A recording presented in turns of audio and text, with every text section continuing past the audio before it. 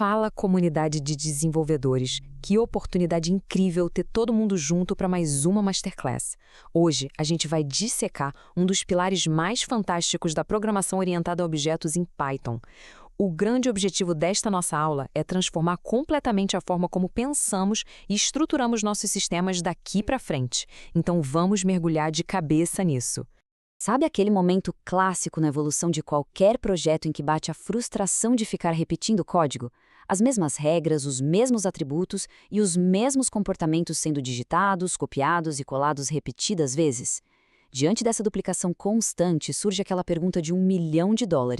Por que criar tudo do zero se algumas classes são tão parecidas? E para responder isso, a gente vai para a seção 1, o fim da repetição, a nossa introdução à herança. Olha só como a simplicidade dessa definição é genial. A herança permite que uma classe base defina comportamentos gerais, enquanto outras classes apenas herdam e especializam esses comportamentos. Trazendo para o mundo real, um drone e um barco são super diferentes nas suas especificidades, certo? Mas ambos compartilham características fundamentais de um veículo. Essa é a verdadeira arte de reaproveitar código com inteligência. Vamos ver como isso funciona na seção 2, Herança Simples na Prática, colocando as mãos no código. Antes de ir para a IDE, é fundamental entender quem é quem nessa relação. A gente tem a classe pai, que a galera também chama de superclasse ou classe base, que é quem guarda as características genéricas.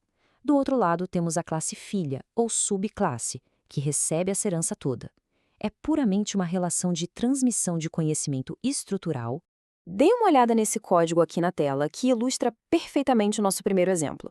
A gente tem uma classe base super simples que representa um sistema de monitoramento ambiental. Essa classe genérica, sensor, faz só uma coisa no método construtor, o dunder init. Ela define o local onde o sensor está instalado. É uma base sólida e bem genérica. E é a partir dessa base que a gente cria a classe especializada. Reparem no detalhe crucial da sintaxe. A nova classe, sensor temperatura, recebe o nome da classe pai ali mesmo, entre parênteses. Só de colocar sensor ali, mesmo usando o comando pass para indicar que a gente ainda não escreveu nenhuma linha de código novo, a ponte da herança já está estabelecida. Agora, a mágica acontece neste resultado. A gente não escreveu absolutamente nada dentro de sensor temperatura, mas na hora de instanciar o objeto e passar o laboratório como argumento, tudo funciona perfeitamente. A classe filha herdou de forma automática os atributos e os métodos genéricos da classe pai. Isso, pessoal, é economia de tempo e de linhas de código em sua forma mais pura. Mas claro que a evolução natural é a especialização. A gente não vai deixar só um pass ali para sempre. Agora, a classe sensor temperatura não apenas reutiliza a base, mas adiciona uma funcionalidade exclusiva, o método medir. É exatamente aqui que o poder da herança brilha. Mantemos a base unificada, mas damos liberdade para que cada ramificação do sistema tenha os seus comportamentos específicos. Entramos agora na nossa seção 3, dominando o método super e o override para quando precisamos modificar comportamentos. Observando esse cenário de transporte marítimo, pensem que uma classe genérica embarcação tem um método mover, que diz algo como a embarcação está se movendo. Mas para um submarino, que é a classe filha, o movimento é completamente diferente, né? A solução é o override, ou a sobrescrita de métodos. É só reescrever o método com o mesmo nome na classe filha e ele substitui completamente o que estava no pai. Agora o nosso submarino navega submerso de forma independente. Mas e se surgir a necessidade de aproveitar a lógica do pai e só adicionar uma coisinha a mais, sem sobrescrever tudo? É nessa hora que a função super entra em cena. Neste exemplo de um sistema de autenticação, o admin herda de usuário.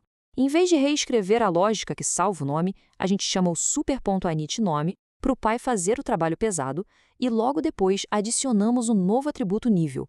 É uma colaboração perfeita entre as classes. Seguindo em frente, seção 4, Herança múltipla sem segredos. Vamos combinar alguns poderes.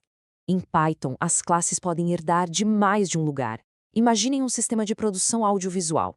Temos uma classe gravador e uma classe editor. Ao criar a classe criador conteúdo, passamos as duas classes pai entre parênteses. E o resultado? O objeto gerado possui tanto o poder de gravar quanto de editar. Mas atenção para uma ressalva técnica importantíssima aqui. A herança múltipla precisa ser usada com extremo cuidado. Se usada em excesso, ela gera conflitos e uma complexidade estrutural enorme no sistema. Usem com sabedoria. Tudo isso nos leva à seção 5, a mentalidade de profissional focada em arquitetura e modelagem. Existe uma regra de ouro no desenvolvimento chamada relação E1. Antes de sair aplicando herança por aí, a pergunta fundamental deve ser sempre: isso é um tipo daquilo? Um submarino é uma embarcação? Sim. Um artigo é um conteúdo? Sim. Se a resposta fizer sentido lógico, a herança é uma ótima escolha. O ponto-chave aqui é que a herança nunca deve ser um atalho preguiçoso para copiar e colar código. Ela precisa representar uma relação estrutural do mundo real. E esse comparativo que vemos agora é muito revelador. O dev que está começando costuma olhar para o código buscando atalhos para não ter que digitar tudo de novo. Já o desenvolvedor mais experiente olha para o código como um arquiteto, pensando qual a relação estrutural verdadeira entre essas classes. E é justamente essa visão sistêmica que permite criar projetos gigantescos que escalam sem quebrar. E para fechar nossa análise de hoje, seção 6, próximos passos na programação. Vamos elevar o nível. Para a galera que quer ir além, dominar a programação de verdade, construir uma base profissional extremamente sólida, todo esse conteúdo extra está liberado no treinamento Python do Zero ao Avançado, que fica hospedado na plataforma Kiwify. Lá dentro, o aprendizado vai muito além da teoria.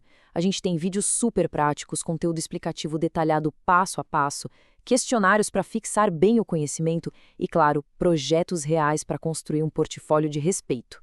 Para quem quer entrar nessa e, de quebra, ainda apoiar o crescimento e a criação de mais conteúdo gratuito aqui no canal, o caminho é acessar https://pay.qify.com.br/m1mol3b.